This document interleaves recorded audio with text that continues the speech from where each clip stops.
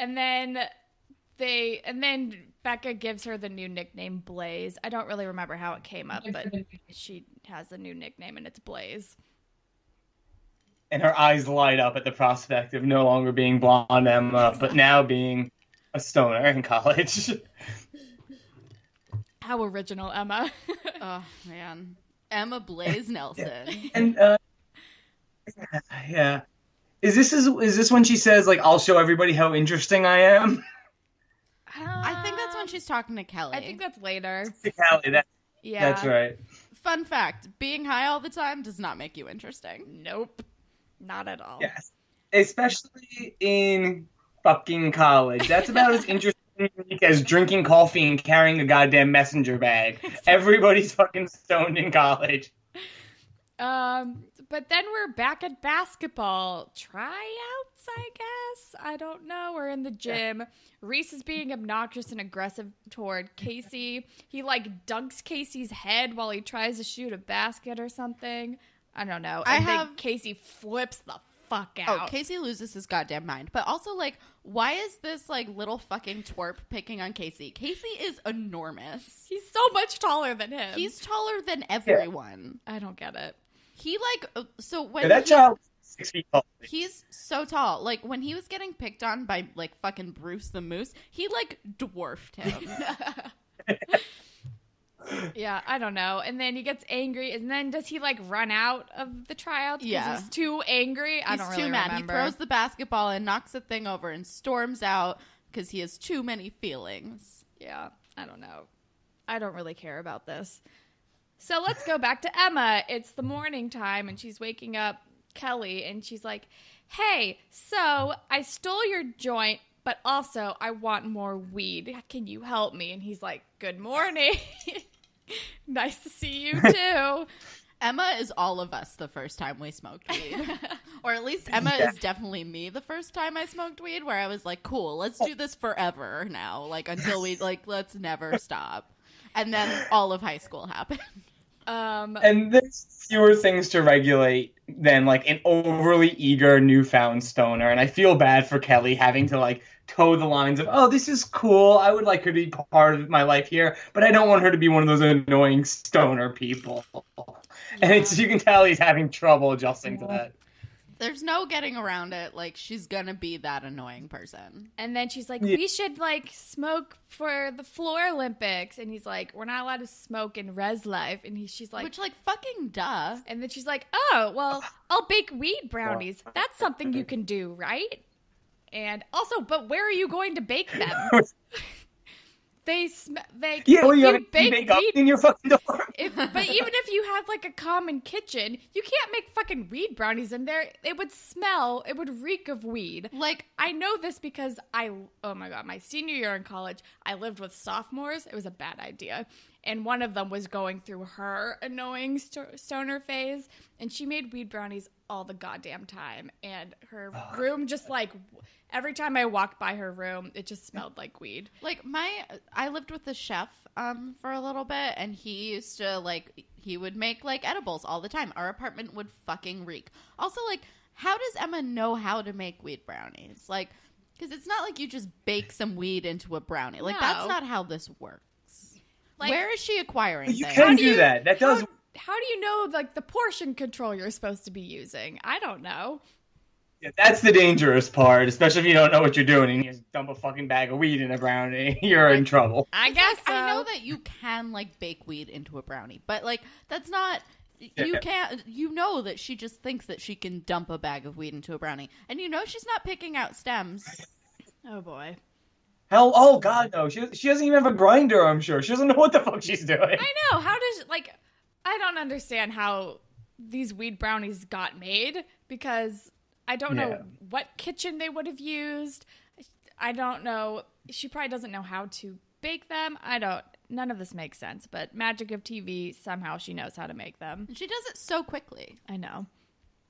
And like, I don't know if you could make regular brownies that fast. I don't know. I mean, I don't know how much time has passed in between this scene and the next scene, which is they're on the floor Olympics, and she has a little Tupperware full of brownies. Of course she does. When Kelly is wearing that fucking hat. Oh, stupid fucking hat. We get a montage of her, like, offering brownies to people, and some people are like, oh, no. And some people are like, yeah, I'll have a brownie.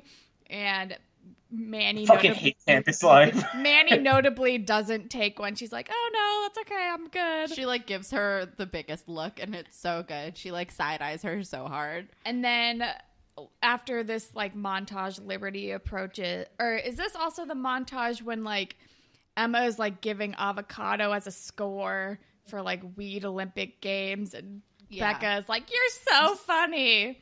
And these people are so dumb. And also, like, Emma's just openly handing out edibles. I don't understand why this is happening. Where's the RA?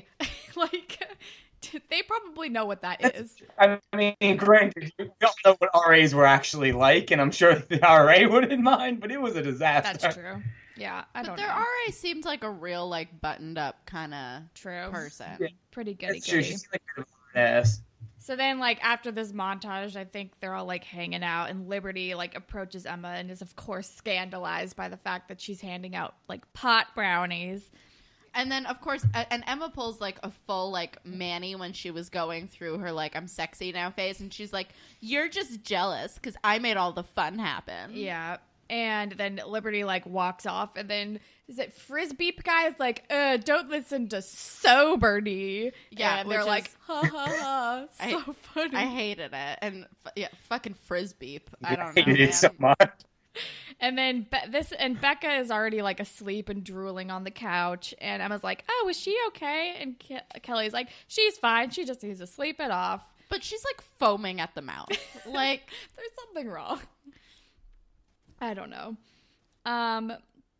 But then we are at Casey's abode, and Connor is visiting him because he's worried about him, and he's so cute. I love Connor so much. And he's a sweetheart.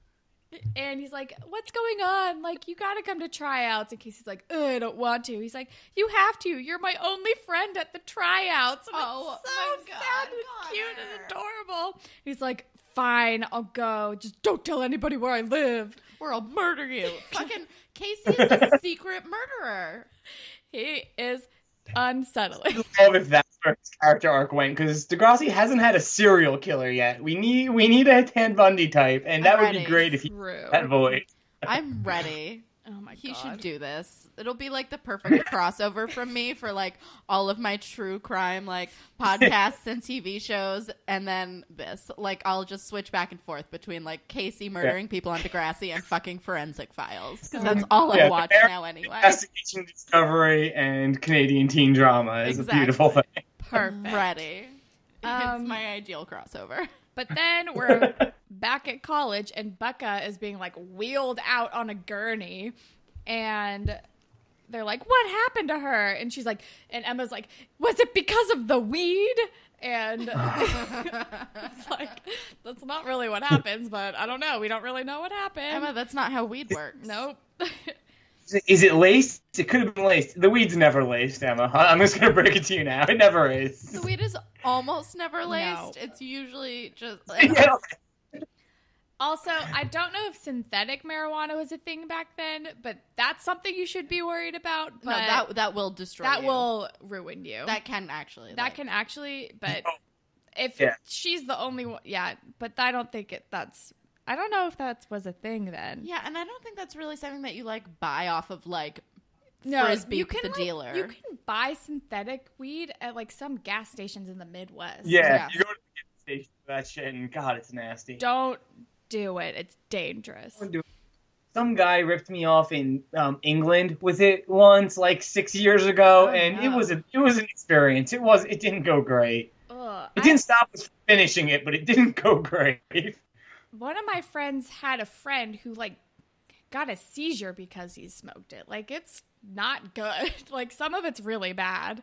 So she's being wheeled out, and Emma's like, what if it was laced? What if it's our fault? And then we're left wondering, because then we transition to Claire. And then does Dyson come back and thank Emma for coming through rad in a big style way?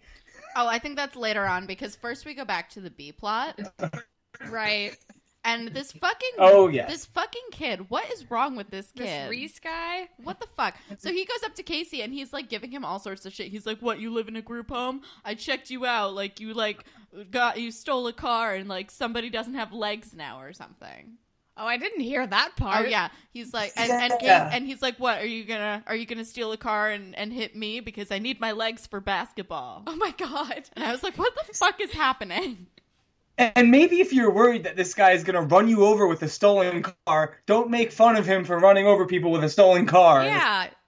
Yeah. Also, like, he's so tall. I just feel like I need to reiterate, he's so tall. Why are you picking on someone so much bigger than you, you fucking little twerp? And I think Claire overhears this exchange. Because I wrote down Claire sticking with Black Argyle, so she must be there. Yeah, and she's just, like, staring, shocked at this whole revelation. But then we're back at the dorm, and we find out that Becca forgot to take her insulin because she was high, and, like, that's why she had to be wheeled away, because I guess she was in a diabetic coma or something. And they're like, but we do know that, like, pot brownies were the culprit, and once we found out who was distributing them, they're going to be in big trouble. Pot brownies were not the culprit. And also, Becca gets high all the time, apparently. So why is this affecting her life now?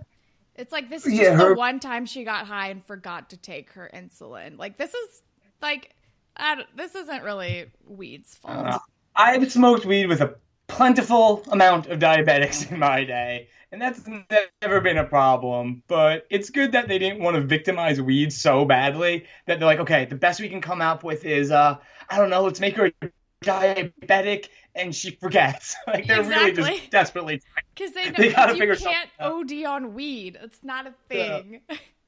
They can't make this a cautionary tale, like, with just the weed. Like, I really think that it's just because she ate, like, brownies. Like, I feel like that was just it. She, like, ate brownies. It's because she ate brownies and she forgot to take her insulin, or I don't know. It's like, if you're diabetic, you're usually very, like, careful about what you do or do not eat. So I guess this time she was just, like, forgot this time. I don't know. She, like, it happens, but it's niche marketing on Degrassi's part to make an episode that's kind of conclusive to diabetic stoners only. Like, that's what they're wanting.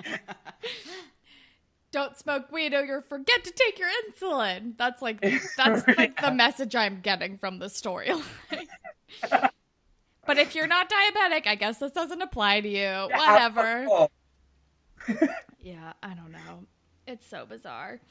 But then we're back with Connor and Casey finds out that Connor did tell Reese about where he lived because Connor thought it would scare him. And poor Connor. Casey is like, ugh, once people know, then they just see me as one thing, and my life is ruined, and oh my god, this is the worst. And he's just being a big fucking baby about it. I mean, Sean was way cooler about deafening that kid than Casey is about this whole car situation. And it's clear that way more defensive. Casey knew Sean. Like, they're fashioning a new Sean out of Casey, like the bad boy with the heart of gold, etc. But it's very hard to believe with those serial killer dead eyes. Exactly. They already have Johnny DeMarco. They don't need another one. No. I know. And he's just so much more jaded and emotional and defensive about what he did. Whereas Sean was like, yeah, I deafened a kid. It wasn't good. I feel really bad about it. I'm trying to move on. Whereas Casey is like, I don't want to tell anybody because then people will look at me funny. And it's, he's annoying. I don't like him. I'm ready for him to go away. He won't for a while. Great. Hooray. But then... And then we're with Frisbee. Oh, and then then we're back on campus, and we find out that, like, the campus police are searching people's dorm rooms. And Frisbee refers to what happens to Becca as a harsh buzz. That's all I have written down is harsh buzz. And Emma's like, we still have the brownies and weed in our room. And she calls Kelly to, like, get that shit out of there. But Kelly... like slams, like as he's leaving the room with the Tupperware full of brownies, he slams right into the campus police and gets caught. I love that he's just openly carrying like these put things. that in a bag, dude.